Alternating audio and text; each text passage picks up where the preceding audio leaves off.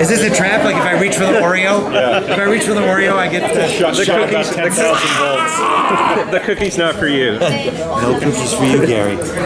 No, Gary. No cookie, Gary. I hate hearing that. No I do cookies too. for you. Yeah. He was the keeper of the cookies, man. Every time I watch the show, I get hungry because all I want is a cookie. They should do, they should do a tie-in with Chips Ahoy or something. Well, you guys could have brought this. Mrs. Fields. Yes. Yep, season 2, brought to you by Mrs. Fields. That'd be good. What E.T. did for Reese's Pieces. And what Stranger Things did for Lego or Eggo Waffles. I'm going to pitch that right now to the marketing folks. So is it, your voice is so subdued and you've done so many wild voices. Hugh is so subdued. Is it hard for you to just sort of stay level like that? Yes. Like I'm just sort of naturally a hyper person, and the characters I do tend to be energetic, you know? SpongeBob or Heifer or Dog from Cat Dog, or, you know, even unseen characters like the narrator from the Powerpuff Girls. So once again, the day is safe. Like, it's all like energy, you know? And, pulling back is way harder for me than going nuts. Like, it's hard. It's like, it's almost like Tai Chi or some stuff, you know? It's almost like martial arts where you're like, I gotta keep it slow on purpose, you know? It's really hard for me. It's like if I go, they're like, wow, it's really hard for you to like tuck it under and be low energy.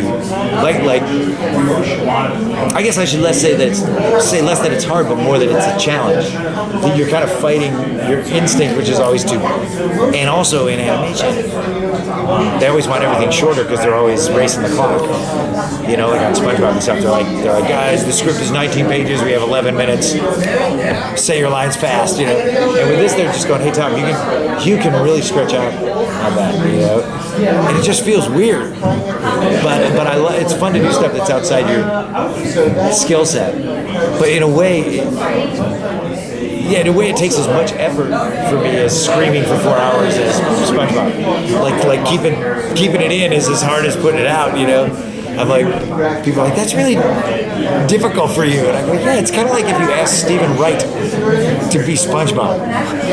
You know what I mean? It's like, Stephen, scream, wave your arms, go crazy. I don't do that. So how did the voice for Hugh come about? Do you go in with an idea, or do they come to you? I auditioned, you know, I auditioned for pretty much everything on the show, you know, Lord Commander, Kevin, Hugh. Like, they just sent out breakdowns for everybody. And I'm an auditioning fool, you know, like I'll audition for anything, I just like it, you know, so I went in, you know, you take your best shot. With Hugh, it was totally 2001 Space Odyssey, my favorite, one of my top couple of favorite movies. Like, I've probably seen it more times than I've seen it. Except maybe 1933 King Kong and 2001 Space Odyssey are probably the movies that I've seen the most in my life. But it just hit me in a very emotional place.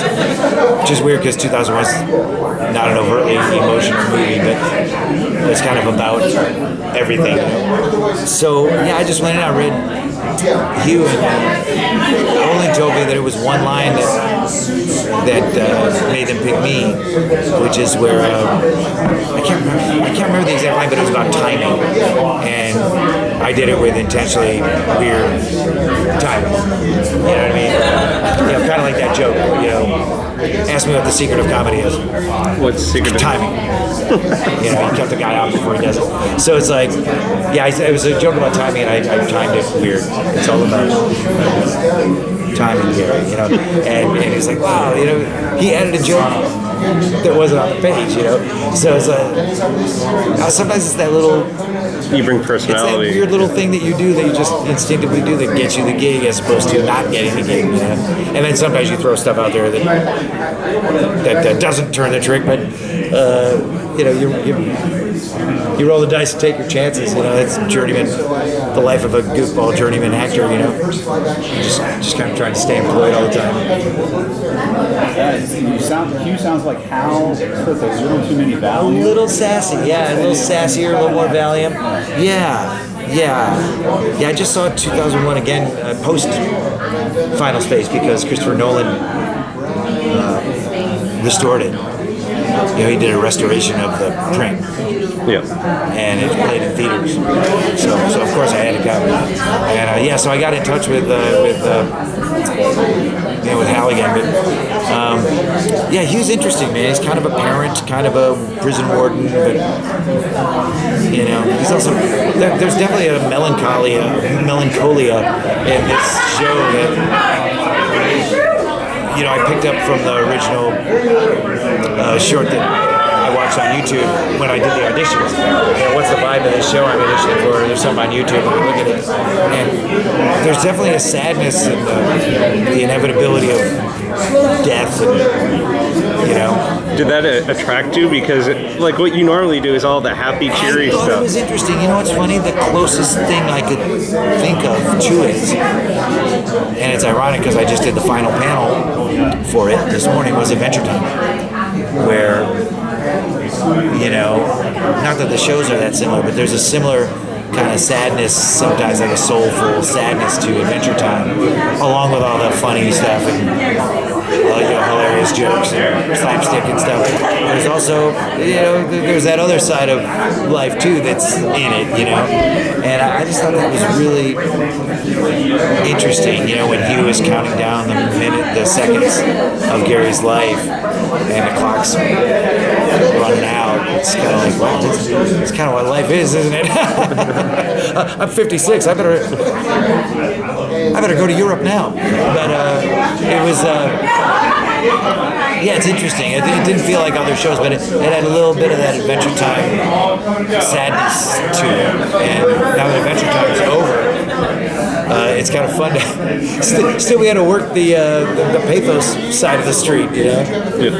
I mean, much as I love the crazy. That's all I got.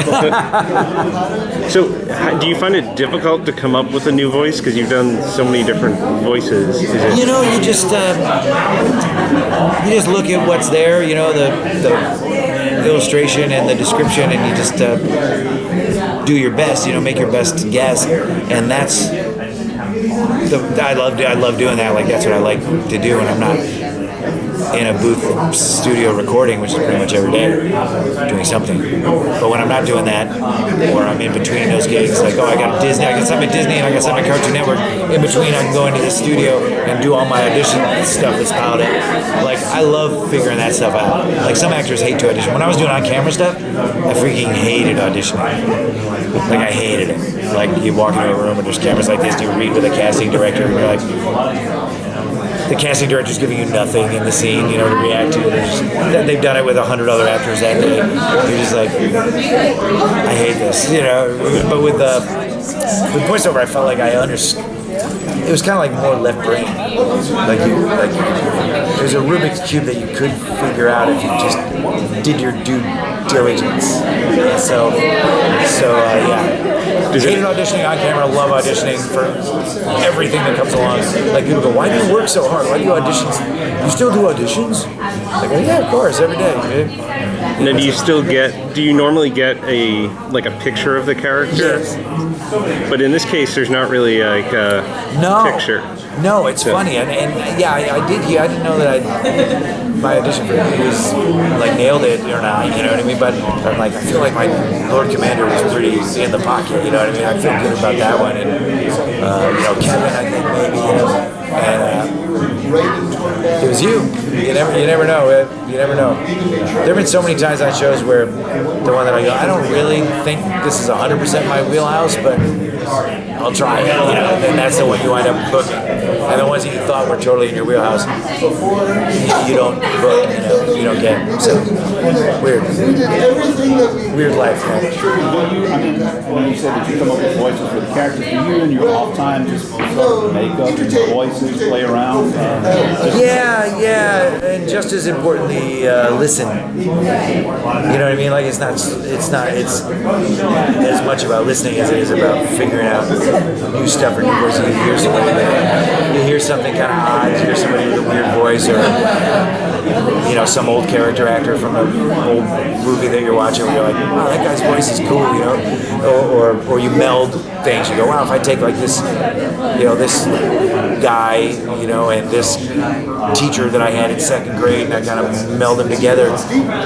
You're just kind of always playing with your blocks, and yeah, a lot of stuff comes out that way. It's just kind of mixing and matching, and really just trying to find stuff that doesn't sound too much like shit you've done before. You know what I mean? Like, yeah, I can't use the SpongeBob voice on another show. I already used the Ice King, So it's like you gotta keep your trick bag up, and of course, being a warrior, I'm always afraid that I'm gonna just hit the wall and run out of juice. You know what I mean? Like that's it. That was my last. That was the last voice. I guess I'm done. Hang up my jersey. But there's always something a little more. There's always somebody with a weird voice that you hear walk by you on the street, or somebody with a kooky, like an accent that you hear, or just listening. Just always listening.